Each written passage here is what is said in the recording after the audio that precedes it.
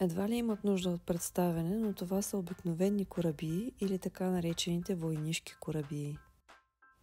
Освен, че са лесни за приготвяне и от една доза излизат доволно количество корабии, някъде около 40 броя, те са крехки, нежни, вкусни, ароматни, идеални са за похапване по всяко време на деня.